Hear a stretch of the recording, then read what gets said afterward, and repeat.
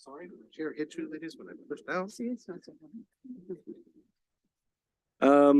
Real quick, we're needing a motion to approve for the agenda. Any changes? No changes, Mayor. No changes to the agenda. I need a motion and a second, please. I move we approve. I'll second. I have a motion by Mayor Pro Tem Prout, a second by Councilmember Espinoza. Roll call vote, please. Councilmember Alvarado, Yes. Prout, Yes. Espinoza, Yes. and Givens. Yes, before we move into public comment, if you haven't noticed, whether on person or on video, we have some lovely students with us today. This is the ASB group from Richland Junior High School, and we would like you all to please state your name. Yeah, there's a microphone. You can't hide out of this one. We'll move them to you. Your name and what you guys do. We'll start on that end. Speak up. Yeah, oh, yeah.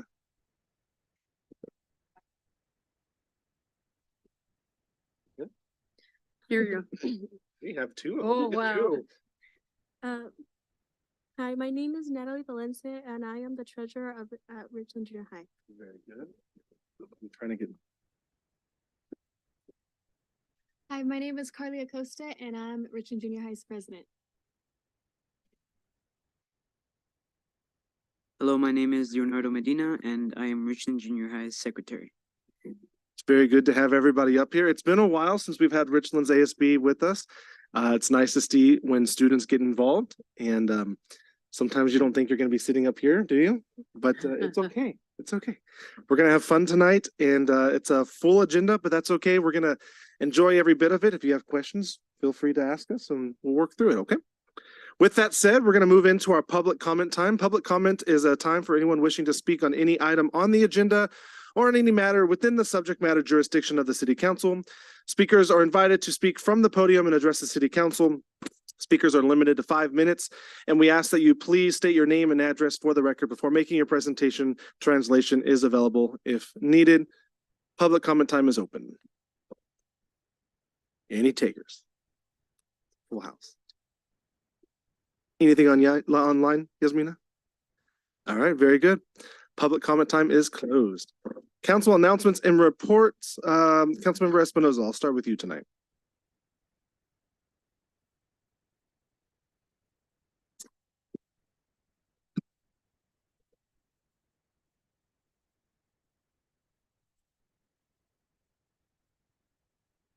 Attended the 17th annual Energy Summit, and a lot of information. And Kern County needs a lot of leads the way in solar and wind power. So shared a lot of that information. I also attended a luncheon for the retirement of Kevin Harmon. I'd like to thank him for all the years of service that he has given to the city of Jasper, and wish him well on his retirement. Did enjoy Thanksgiving. Well, I was actually sick, but it was nice to have some time off. And I attended an oath of office for service team members of Kings Rockets on the 27th. There was another oath of office that I attended for police dispatcher Annette Denise. And I'd like to welcome her aboard. I also did attend the annual Christmas tree lighting. It was nice to see everyone out having a good time, family, friends, and the programs that they had. So that's a lot of fun. And that's all. Councilmember Alvarado? Well, I apologize for not being able to make all those events. I have my regular job. I'm not retired, so. But I do want to say, the Christmas parade that we had on Friday for the Lions Club, and was very successful, and that's because of all of you that participated and got involved and all the donors. I just want to say thank you, because it was because of you the parade was successful this year. So again, on behalf of the Lions Club, and also on behalf of the community, thank you all for your participation and your donations as well. Thank you. And it's also good. It's also good to see the Richland Junior High student body present, and I think in the last 2 years or 3 years, we haven't had it due to COVID. And now to start this trend again, I think it's a great thing for the kids. That's all. Mayor Pro Tem? Yes, on the 27th of November, we had the oath of office for Jesus Rodriguez, who is being employed now as a service crew member on our Public Works Department. I also want to say thank you so much for everyone who's decorated, our staff that took part in decorating the downtown as well as around Shafter entrance signs, as well as the streets and for the event last night. It was really outstanding. Also, I attended the Board of Supervisor meeting with our staff, Dr. David Franz from the Library and the Learning Center. The Board of Supervisors wanted to hear about our project and our recognition that we received from the League of Cities. And so the presentation was well received and had very positive remarks back to us. And it's really fun to be able to sit in an audience and hear positive things about our city. David did the presentation and an overview of the history of how we got to where we are today, as well as the representative from Bakersfield College who told about their involvement and their support, and they've just been invaluable to us, as well as Katie Wiebe, who also supported the Friends of Shafter, that really kind of steered and led all of this at our direction. I thought it was outstanding. The Lions Club Christmas Parade was something that really did stand out. No one can deny the fact that we had a huge turnout. And even in the entries, we had over 40 entries, didn't we? And Lions Club was very organized about it. It wasn't their first time out there, but I'm telling you, with the people that came as well as the participation, it really stood out, and people from out of the area noticed it, and it was well received. So thank you to the Lions Club. And then the activities at Mantle Park started so early in the afternoon and continued after with Santa Claus. We also had an oath of office, as Pete said, with a dispatcher that we just hired from Police Department, Jeanette Denise, and we welcomed her. And the Christmas singing, the tree lighting last night started right on time, right at 5 o'clock, and stayed busy until 7 with Santa. Santa arrived in a fire truck led by our police department in their car with a siren. And it's pretty exciting. I think even the adults, as I was standing out there, adults enjoyed it, not as well as the students that came or the kids that were there. So it was really, really good. It was nice. So thank you very much. I'll work backwards. Thank you again to Public Works for all the decorations you guys have done and the effort put in downtown. Mike, huge thank you to the Winter Rye on that grass. It was beautiful. I know we talked about it at the last First Friday event, but hey, it was actually just great to see everything set up the way it was. Kudos to you. I think sometimes people forget that corner that's decorated, and the Thanksgiving one was great. The Halloween one was great. That comes from you, and big kudos to you and continuing to do that, because I know it's not easy all the time. The staff is always there with me, so. I was ready to see you up on that tree, on that ladder to the top of the tree. No. You put a lot of effort into that, so I'm glad you continue doing that. I think it was probably our largest turnout for the tree lighting. We have some awesome vendors over here, and I think everyone did a great job. It was really nice to see everyone. That line went on for a while. I don't see Rachel out here, but that line went on for a while for Santa. It was just really good to see everybody, and just all the participation from everybody in the event. Gilbert, the Lions group did a fantastic job on the parade. I know Supervisor Couch made that same comment of he was just floored to see everybody out there and what was happening. So great job to you and the team who put that together. I believe you guys also did a turkey giveaway. Yeah. Okay. How many families did you guys serve on that? Actually, no, that's fine. No, actually, we had 20 turkeys donated by Big Stop. Okay. And we ended up giving 10 to the Shafter PD and 5 to Victor Harwich, and then 5 to some families in the community. And they in turn gave them out. I'm sorry? And they in turn gave them out. Yes, Yeah. that's correct. Yeah. Again, it's really, there's so much that goes on in the community. I don't think we can really capture everything that's happening, and it's unfortunate, and I wish we could. We try our best, but really the spirit of the holidays between Thanksgiving and Christmas, it comes down to the family, and it comes down to each and every participant, whether it's the churches who are participating. I know a lot of churches doing toy drives, whether it's the clubs who are participating, from the turkey giveaways and the Christmas parades to the toy drives that they're doing, down to just the police force. I mean, everyone is participating in this, and it's really, really great to see everyone come together. I think that's one of the most important things, is when the community gets together, they work together. That's what makes Shafter unique. It's what makes us different than everybody else. And I don't want to lose that. So just really excited to see how things start to come together throughout this season. So outside of that, we continue to stay busy, and I enjoy there's a lot of oath of offices that have been happening for the last little bit.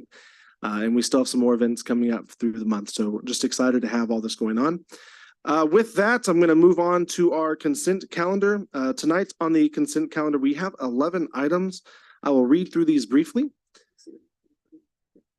Item number 1 is to approve the general checks. Item number 2 is to approve payroll. Item number 3 is to approve the overtime report. Item number 4, approval of minutes. Number 5, approve the special event permit for the Shafter Lions Club Toy Drive. That is at Veterans Park on December 16th. Let's see. More and more stuff happening. Number 6, accept the treasurer's report for September 2023. Number 7, accept the treasurer's report for October 23. Number 8, approve 1 proposal submitted by San Joaquin Engineering to provide civil engineering services for installing the soccer field lighting at Veterans Park, and approve 1 proposal submitted by San Joaquin Engineering to provide civil engineering services for designing a grading plan for public landscape improvements at the 7th Standard Road, and authorize the Public Works Director to award and execute. Number 9, approve the cancellation of the regularly scheduled City Council meeting of January 2nd, 2024. Number 10, reappoint Tim Unruh as a member of the Kern Mosquito and Vector Control District Board of Trustees for a 2-year term. Number 11, adopt Resolution 2949, authorizing wages and related benefits for non-represented full-time employees for the period of January 1st, 2024 through December 31st, 2024, and authorize staff to create 2 tiers of compensation for part-time extra help employees effective January 1st, 2024. Any questions, comments, or concern on the consent calendar? If none, I am looking for a motion for approval, please. I'll make a motion. I'll second. Okay, we have a motion by Councilmember Espinoza, second by Mayor Pro Tem Prout. Roll call vote, please. Councilmember Alvarado, Yes. Prout, Yes. Espinoza, Yes. and Givens. Yes. I feel bad because our ASB president back here is having to sit on this side, watch me rattle, and I'm left-handed, so hard to see at that point. I'm sorry. Yeah, you're more than welcome to come join up a little. Dude, here, we're gonna push. See, now you have to come up here. Yeah. Holy Carly. All the way, yes. Holy Carly. Go up to the table, sure. Yeah. Just raise your right hand. You're All right, we are going to move into our public hearings. Tonight on the docket, we have 2 public hearings. We're going to go into our first one. It is a public hearing for our Community Development Block Grant, otherwise known as CDGB or CDBG, fiscal year 2024 and 2025 for project application. City Manager? Certainly, Mayor and Council, this matter is routine and ministerial in that in order for the city to receive its annual allocation of CDBG funding, Community Development Block Grant funding, we are to hold a public hearing to take public comment in terms of the proposed utilization of those funds. This evening, our Public Works Director, Mike James, will make the presentation on this item. Mike. Yes, Honorable Mayor, members of the Shafter City Council. The city receives an annual Community Development Block Grant, CDBG funding allocation. And the source of the funding is federal, but the city's use of the fund is distributed and managed through an agreement with the County of Kern. Past funding has primarily been used for street and park improvements. County staff have notified us that the city's next allocation for fiscal year 24-25 is expected to be approximately $131,000. And we have until December 22nd to submit a funding application for this amount of money. So prior to submitting the application, as the city manager pointed out, we're required to conduct a hearing to allow for public input on potential projects. And at the conclusion of the public hearing, we're also required to adopt, or we're asking the council adopt a resolution so authorizing staff to submit a specific project for funding. So the public hearing notice for tonight was properly published. And it's important to point out that there's been a backlog of CDBG projects, 5 funding cycles to be exact. So 5 years of funding have been backlogged and have not resulted in funding agreements yet. And that past funding is made up of approximately 136,000 for improvements at the Learning Center. And then 4 funding cycles, the balance of the backlog funds, 400,000 approximately, that's been approved to use at Rodriguez Park.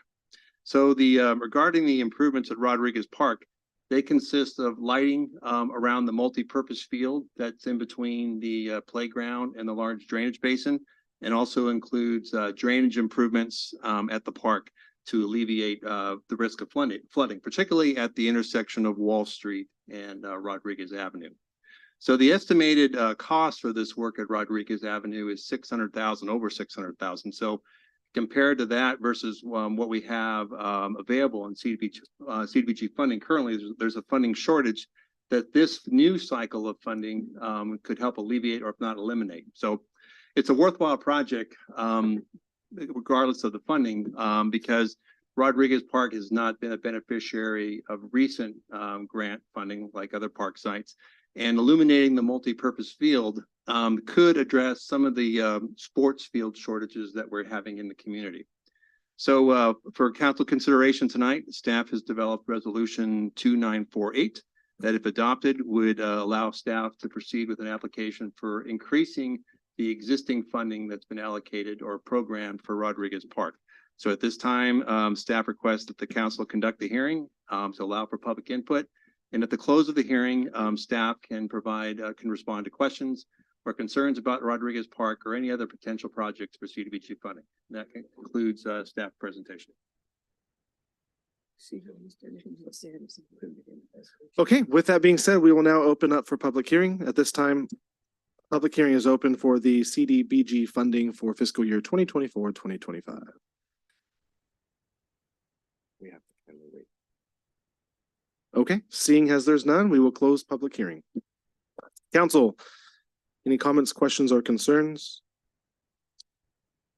The middle part, where I guess the middle part you're talking about, is it where you're gonna put like a baseball diamond or something, or? Well, it'll be, for now, it's going to be billed as multi-purpose. So it could be soccer, could be baseball, softball, trying to be flexible with that space.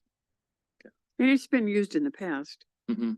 We've had practice games as well as assigned games on that diamond. I know there was a while, a couple of years back, or probably more, talked about a dugout. Do you recall that conversation a long time ago? In fact, I think there is a backstop there, but we could probably look into maybe Mhm. adding to that as Yeah. well. And regarding the drainage improvements, it's important to point out that that multi-purpose field is currently a drainage overflow area for when the basin has too much stormwater.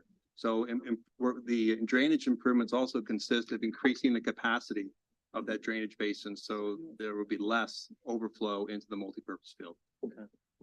I do remember that conversation years back. I don't know how many years, but it's been a while, but the dugout or something like that. Okay, thank you. So the president asked a question. How much is the total funding available for Rodriguez Park?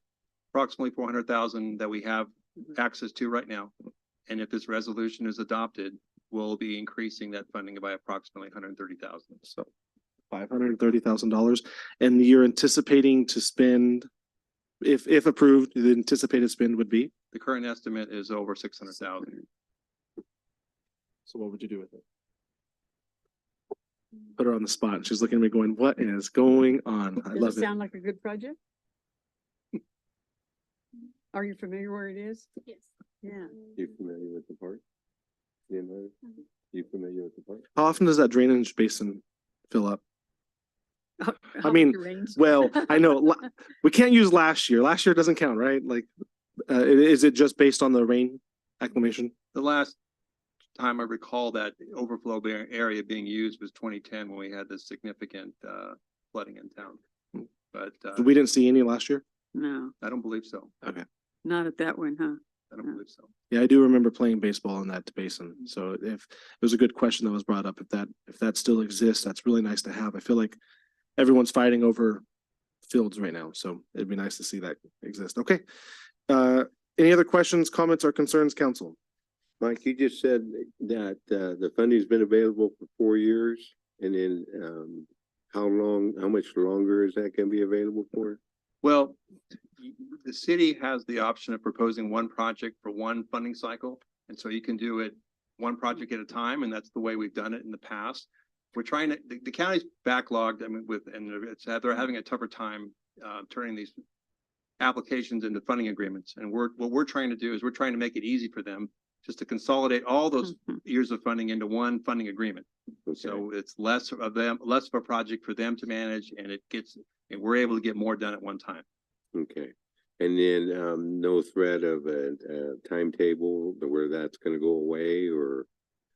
That's Well, good. I just spoke to our contact at the county today. I mean, I mentioned the Learning Center project. That's a little further along in the process with getting a funding agreement. The reason why the Rodriguez Park funding has been, one of the reasons why it's been backlogged is because a portion of it years ago was earmarked for a shade structure at the aquatic center. And at that time, it was during COVID, we didn't really have a foreseeable timeline for when that pool was going to come back. And so it made more sense to use that money towards a project that was more viable. And so we, at that time, or like a while back, we authorized using that funding for Veterans Park.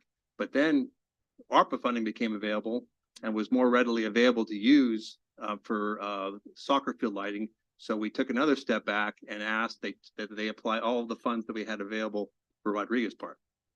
See, this is why you have to have a good public works director, so he can keep track of all this stuff. Thank you, Mike. Thank you. All right. Any other questions, comments, concerns? Otherwise, I'm looking for a motion for approval, please. I'll make a motion. I'll second it. I have a motion by Councilmember Espinoza, second by Mayor Pro Tem Prout. Roll call vote, please. Yes. Prout, Yes. Espinoza, Yes. and Givens. Yes. 1 second, let me write this in. Horrible handwriting. Item number 2 in our public hearings is to introduce for first reading by title only and waive reading of ordinance number 751, approving specific plan amendment number 23-08 to the Marcona Preserve specific plan. So, Mayor and Council, again, this is a ministerial matter in which anytime you approve a specific plan amendment, it requires a public hearing. And with that, our planning manager, Steve Esselman, will make the presentation. Steve. Yes, Honorable Mayor, Council, and the Richland Junior High ASB, welcome. My name is Steve Esselman. I'm the Planning Director for the City of Shafter, and I'm here to talk about a specific plan amendment 23-08 related to the Marcona Preserve specific plan, which, as you know, is just west of the currently developing Gossamer Grove specific plan area. What we're going to be talking about today is 2 areas that they would like to make some changes to the specific plan. The area to the top is currently a future school site. And then the smaller area southwest of that larger area is currently a drill island. What the applicant is hoping to accomplish is to change the 16.88 acre future school site to basically single family residential for up to 84 additional homes. I have in the folder and on the record that the Norris School District has reached out to me and provided me with a letter stating that they no longer need this school site. And so they are completely amenable to allowing the applicant to change the specific plan to allow for 84 additional homes. Additionally, they would like to change up 3.30 acres, which is currently a drill island, to up to 12 additional single-family residential homes. As you know, recently the state has changed the law that does not allow any new wells to be within 3,200 feet of residential zoned areas. Currently, that law is in effect, but it has been sued.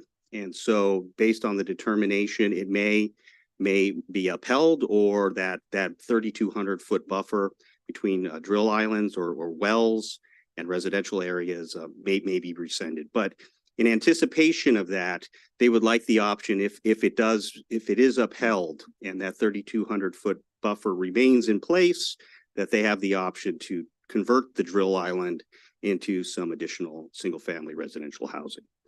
In our analysis, we determined that these changes are consistent with the existing specific plan, because the specific plan's primary purpose is to develop a residential neighborhood, and the inclusion of these 96 possible additional homes is not in conflict with that overall purpose. And finally, because there was an inclusion of 96 additional homes that was not previously analyzed under CEQA, we had the applicant prepare an addendum to the EIR, the general plan EIR. The general plan EIR is what in the first place approved the specific plan area.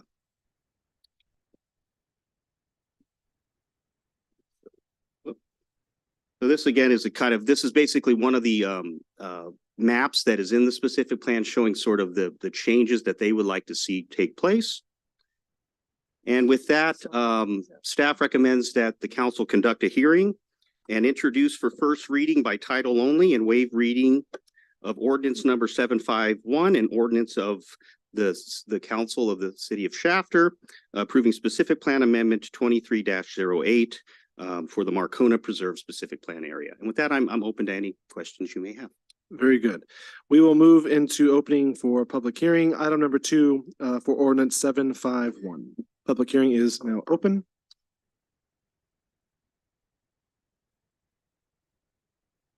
Okay. Hearing and seeing none. Public hearing for item number 2 is closed. Council, questions, comments, concerns? My question has to do with the school. Yes.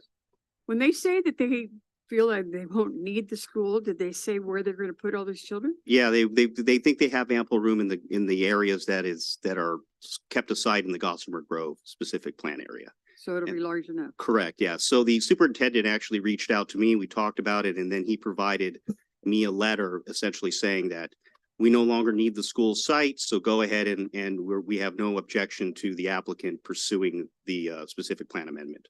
So isn't there still in Richland School area that's going to be built out there?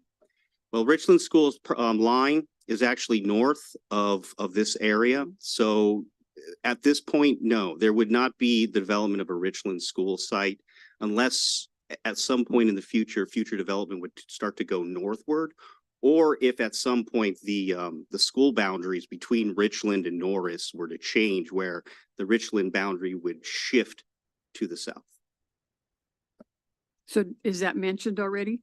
I'm sorry? Was that mentioned already that could, or is that just something that we would like? No, that's just that's what would have to happen for a Richland school to end up in the Marcona Preserve specific plan area. You can see what I'm looking at. I'm looking at the future. The vision is pretty large once you see continued development out in that area.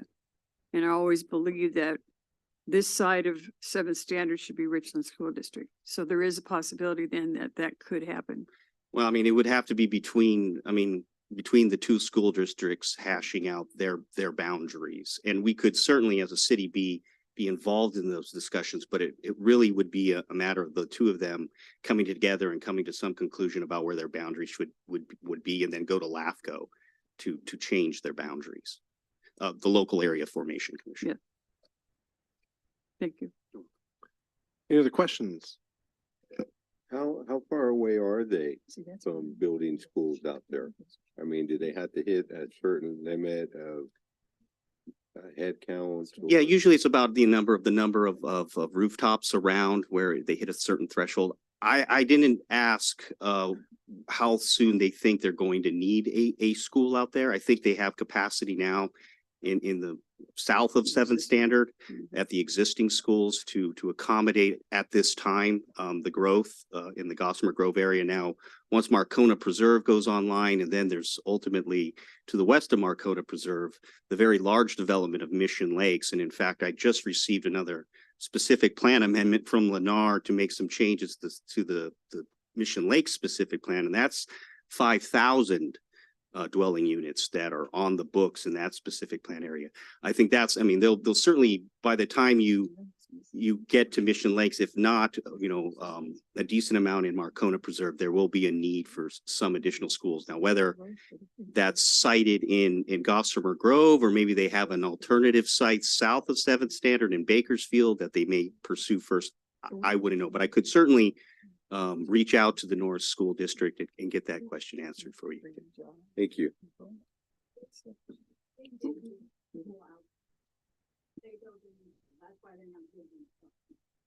South of, correct. Right, but we still continue to plan for the future. And you know, as I said, it needs to be for Richland. Yes, that's right. Any other questions, comments, or concerns? Okay, hearing none, I'm going to ask for a motion for approval and a second, please. I move that we approve. I'll second it. Okay, I have a motion by Mayor Pro Tem Prout, a second by Councilmember Espinoza. Roll call vote, please. Councilmember Alvarado, Yes. Prout, Yes, Espinoza, Yes. and Givens. Yes. Steve, thank you very much. I appreciate the information. Moving on to our management reports. We have 3 management reports for the evening. The first one is number 1, to authorize the finance director to allow up to 20 million of current investments to mature and to be transferred to LAIF or California class within the next 15 months. City manager? Sir, Mayor and Council, I'll be making the staff report on behalf of our finance director. As you know, we previously came to council to make an amendment to our investment policy, which would allow us to invest reserve funds into California class, which is a investment fund similar to LAIF, the local agency investment fund controlled by the state. Initially, we asked for authorization to transfer 6 million into California class. The reason we propose invest in California class, which by the way stands for California Cooperative Liquid Assets Security System, is because they are currently right now providing a higher yield, in other words, interest rate in investments. As I said, California class is very similar to LAIF in the way they invest. It's a newer fund. LAIF has been around for decades, whereas California class is probably maybe 10 years plus. And one of the reasons they're able to offer higher interest rates is because they're newer, and so therefore they're coming into the investment market at a time that interest rates are a little bit higher than whereas when LAIF's been around for so long, they've tie up the funds years ago for longer periods, right? So when we buy securities, we buy at 5-year increments. And so when they bought those securities, it was at the time the market was lower in terms of interest rates. So to give you a comparison of the interest rates between California class treasury bills, which is secretaries, LAIF, and we went with our local bank. California class is offering 5.5%. Treasury bills pay 5.3%. The only downside is you would have to commit those funds for minimally a 5-year period. So which doesn't offer the ability to have funding liquid, meaning that you could withdraw those monies in the event that we need them. LAIF is paying 3.6%. And if we were to put it in a traditional savings or money market account, they only pay 2.1%. And so the item before you this evening is to request authorization to invest up to $20 million of our funding into California class. I'd like to point out that we do have some security investments are coming due for maturity. And so rather than buying more securities with those funds, as you know, tonight, for example, we're awarding the aquatic project. So we have numerous projects that are going to be coming up for construction. So we need to have funding available liquid in order for us to pay for those projects. So rather than tying up for funding for a long-term period in securities, we believe that we can invest them in the short term in the California class and realize a higher interest rate on the interim of 5.5 versus some of the percentages that I've read.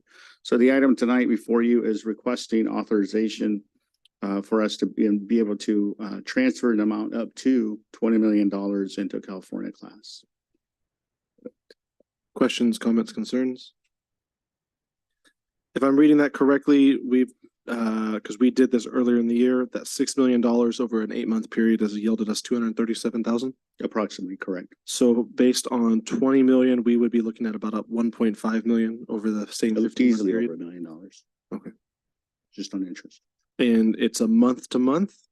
It can be pulled out Yeah, anytime. it's got high liquidity, which means that we can withdraw it. There's no penalties. We don't sell at a discount. So if you buy a security today, like a CD, it's basically what you're buying. And if you go to sell earlier, let's say you buy a 5-year term, right? And you have to cash it earlier.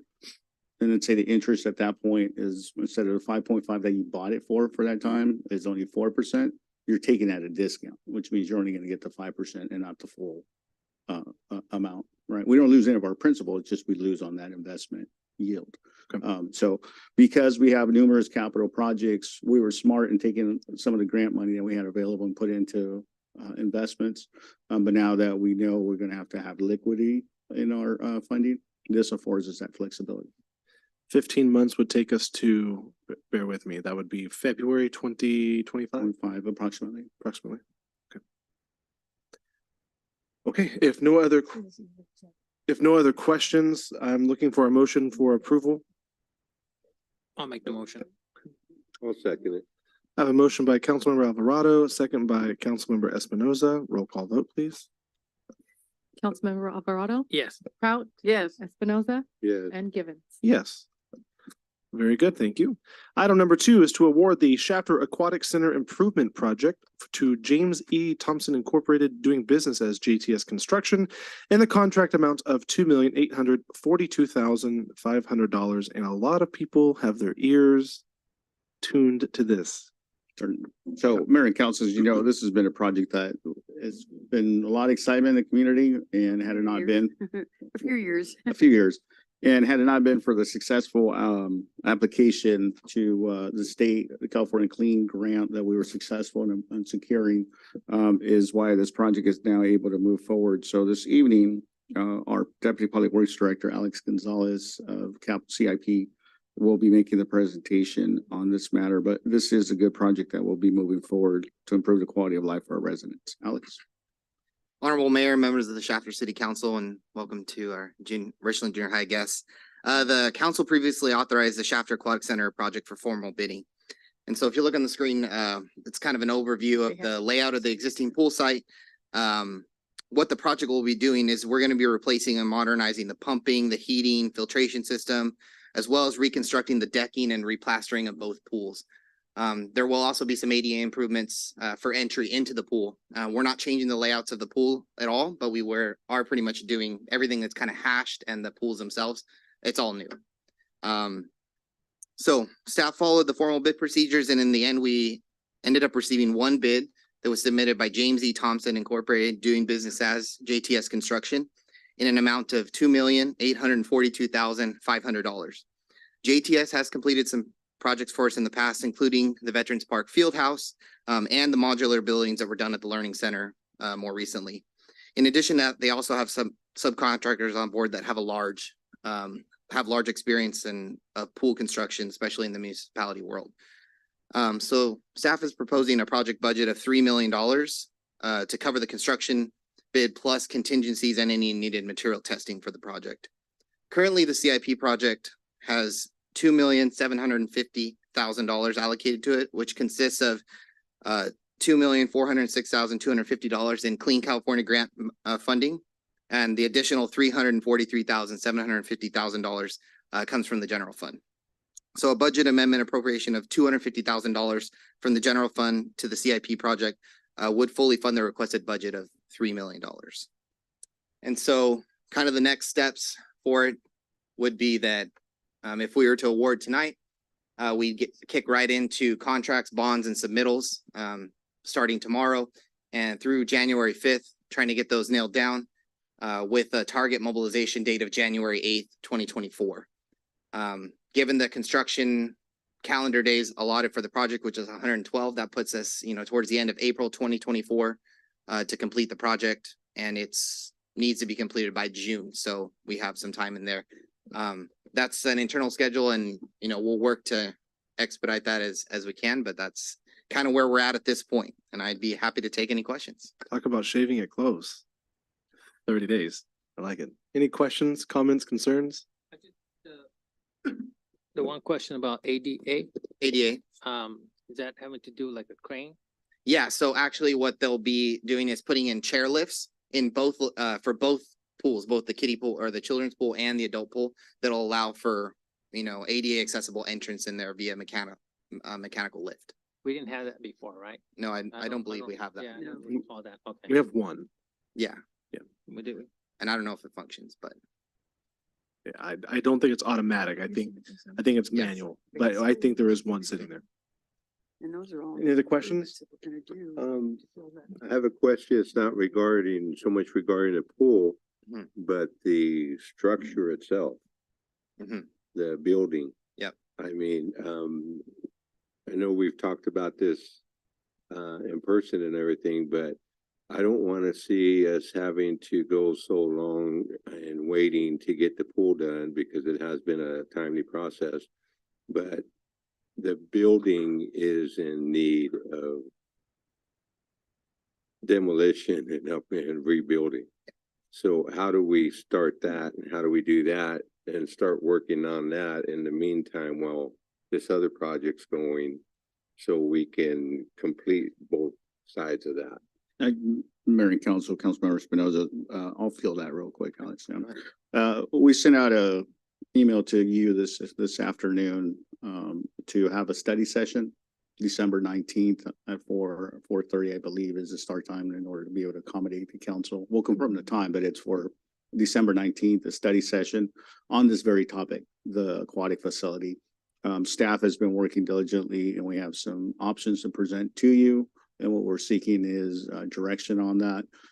Only because it will involve for us to use some of our reserve monies because there's no grant funding for this that would cover the full amount, whether it was to renovate the existing or build a new facility. And so we did set aside approximately 700,000 of ARPA funding, but that's not sufficient even to kind of renovate the facility today.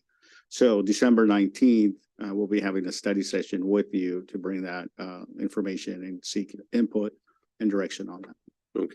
Okay, thank you. As long as that's gonna come up and we're gonna start talking about that. Thank you.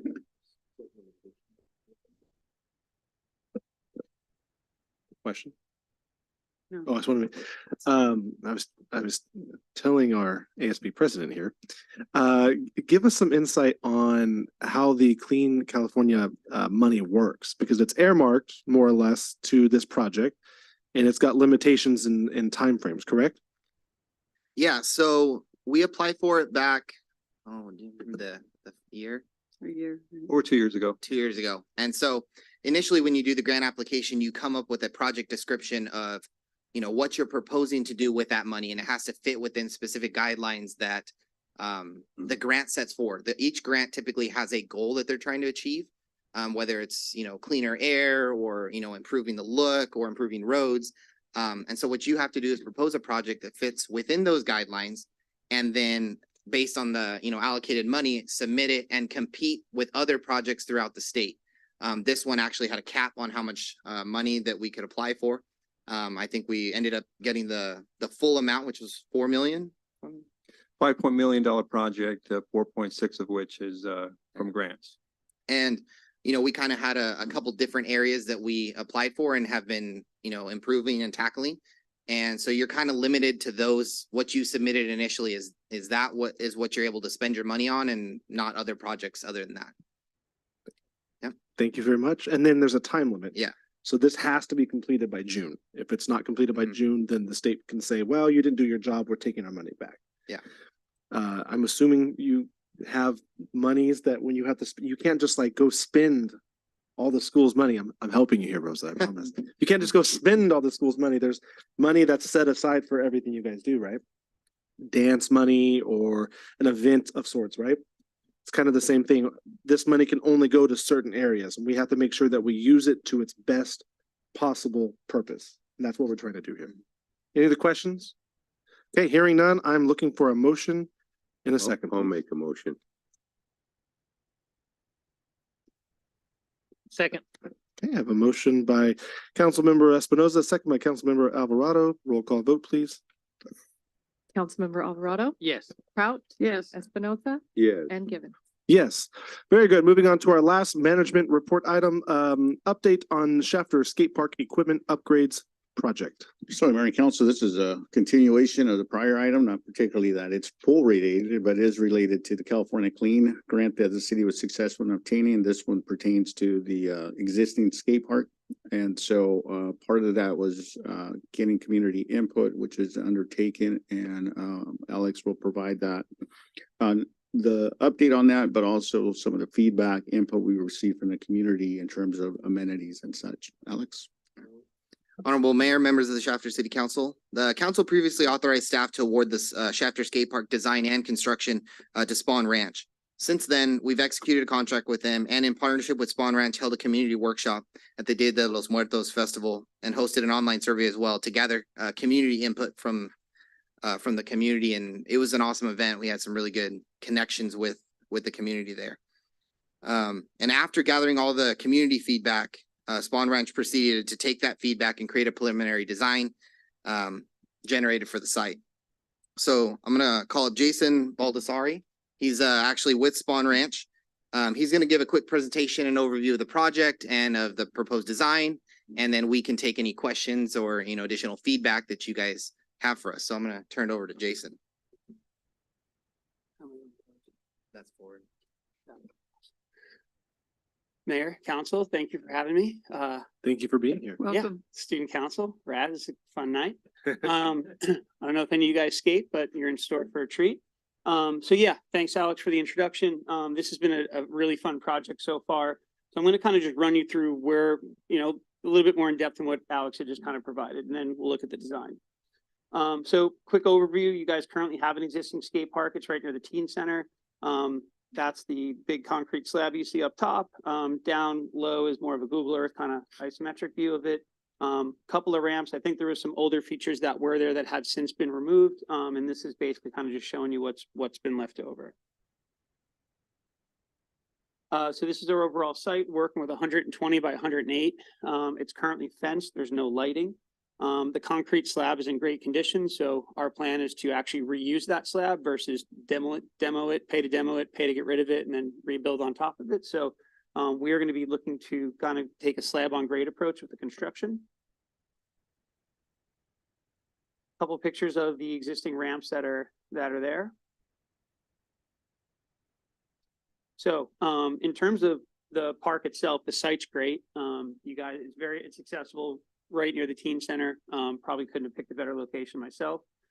Great sight lines. I mean, you have the building there, but overall you have a pretty clear vision into the park. Design canvas is great. It's wide open. We have a big, like I said, 108 by 120 concrete slab. There's basically zero barriers to entry here. We have our design. We're looking for an approval, and then we'll keep the process rolling with construction drawings and ultimately construction.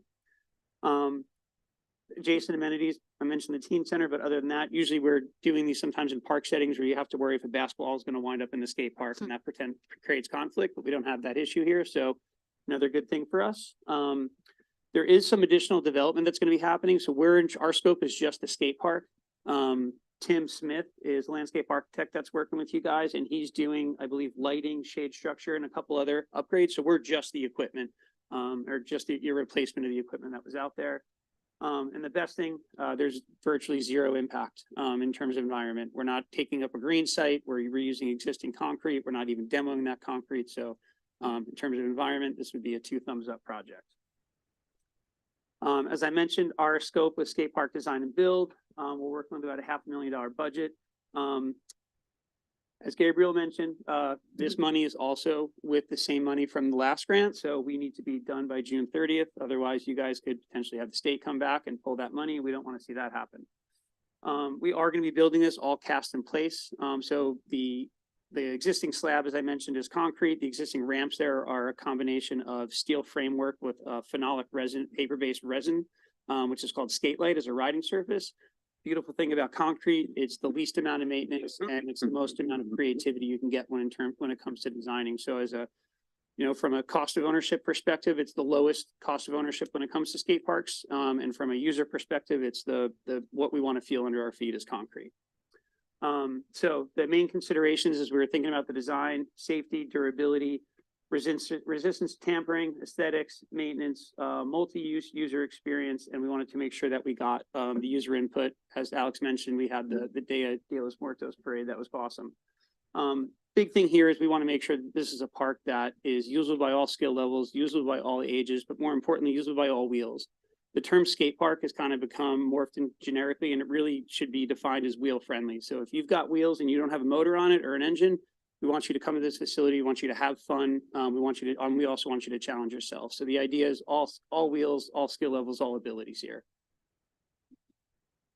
So in addition to a lot of the before I even jump into this, a lot of the times when I do these design meetings, it's usually just me getting up and talking at a group of people. It was really awesome that this kind of worked out as a happy accident. We had a traditional meeting planned, and it wound up on the same date as the Dia de los Muertos. So we just combined it all, and it was awesome. I got to engage and like talk with maybe like 100, 200 different people. It was really a cool thing to like really actually get to feel like I knew who the community was versus just talking at them. This is a sticker exercise we do. So we have three, in addition to the conversations we had, we have three 24 by 36 poster boards with different pictures of all different skate parks and features. So what we do is we gave everyone 6 stickers and said, hey, go find your six favorite features.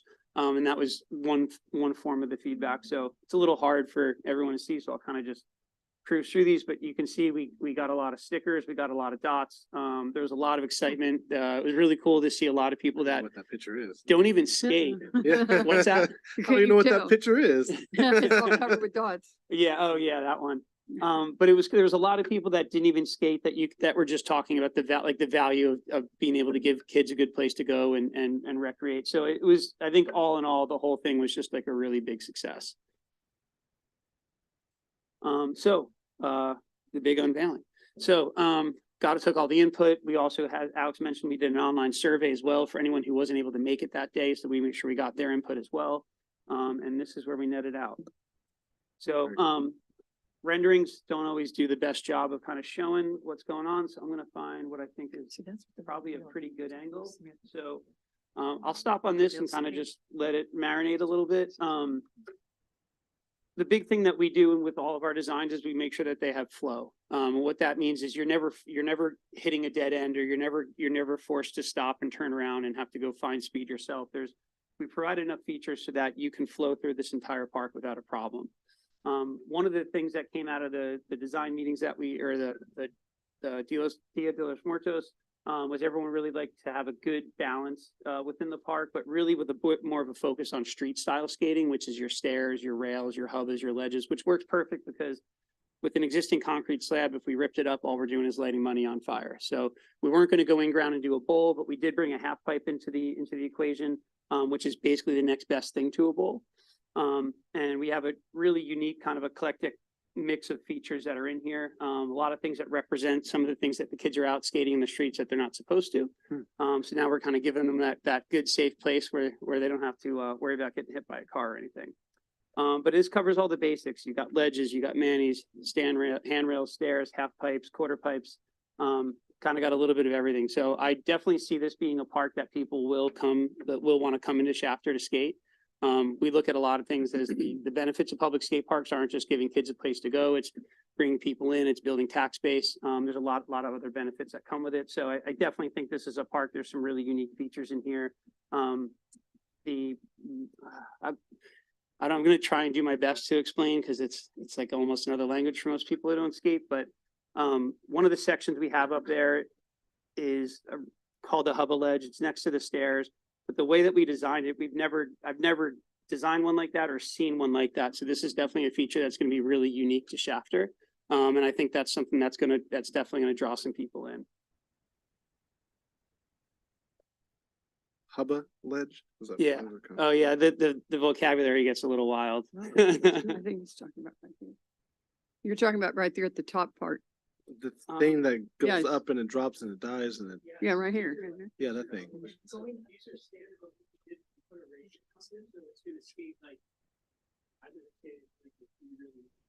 Something I think a lot of people are gonna be interested to come check out. What's the height of the that we're seeing there? 2, 3 foot, 4 foot? Some are. Yeah, so the rule is in really anywhere, 3 feet and above, you need to have guardrails. So if you see, we don't have any guardrails in the design, so we have, most of the deck heights are all at 3 feet. All the extensions you see within the park will bring you up, we'll start where you get a little bit more verticality, you get up to 4, 4.5, 5 feet. This feature in the corner that's closest to us is a wall ride.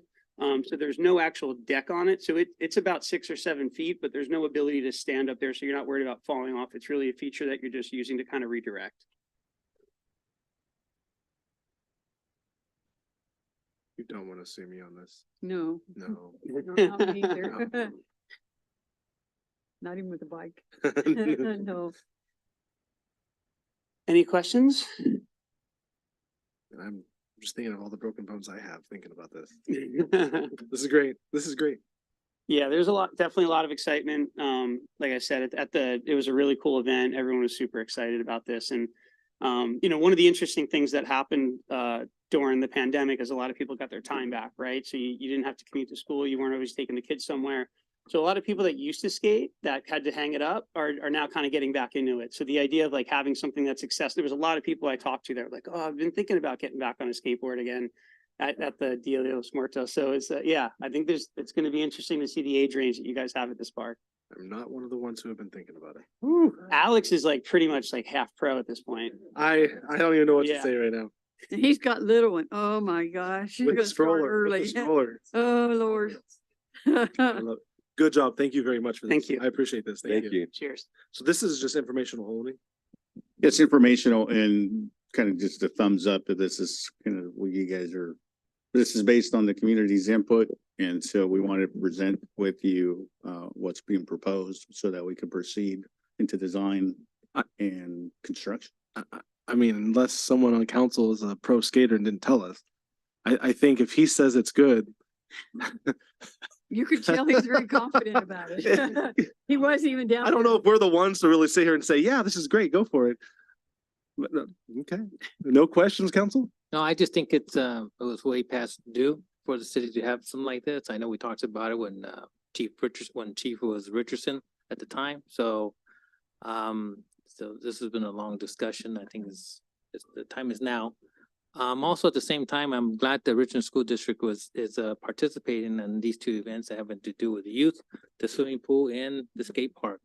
And with these kind of opportunities, I'd like to see if I don't know, I'm talking outside the box here now, but when the city has these kind of event, or not so much event, but town hall meetings or these kind of meetings having to do with the youth events, like a new park or skate park or swimming pool. It'd be nice if the schools, which would be Richland, Grow, and the high school, maybe come together as student bodies and be part of the discussion part of it, representing the community. So it's just something for food for thought. I don't know if that could grow or not, but other than that, it's good. Good job. Thank you. Thank you, sir. Very good. Very good. Okay, with that, there are no other items on our management reports. We will move into our city manager comments and reports. Council, I sent you an email with some announcements of upcoming events. Please take a look at that. And more importantly, this Friday is our employee appreciation dinner. So hopefully all of you have signed up. I believe you have. So we look forward to seeing that and taking the time to appreciate all the hard work of our employees do. With that, I have nothing further, but we do have one department director report. That's our public works director that will give you an update on one of our projects. Mike. Honorable Mayor, members of the Chappaqua City Council, I have another Clean California project update for you. We commenced the decorative lighting project for the downtown section of James Street. It's one of our Clean California projects. It was previously awarded in April. The construction contract is valued at $250,000. We're basically installing decorative lighting to kind of more or less match what was previously installed on Central Avenue. The light order has delayed construction. There's incredible lead times with the steel and anything related to steel. And so we finally have the materials on hand. You might have noticed construction crews on James Street. They were, I believe, get preparing foundations. They'll probably, the light installation will commence later this month. We're planning to push out a public notice via social media about the project.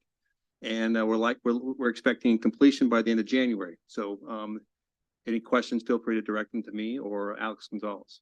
Looks good downtown. Thank you again. Mayor and Council, nothing further, Mayor. I would encourage you, anybody leaving tonight, we did some, put all the lights up downtown, trees are wrapped, and the Christmas tree is now lit. So anyone leaving tonight, go by and take a look at it. With that, Mayor and Council, nothing further. It's a great picture spot, by the way. It's a great picture spot. Love it. Okay, with that being said, nothing further. I need a motion to adjourn. I'll make a motion. And second, but can we take a picture of the group?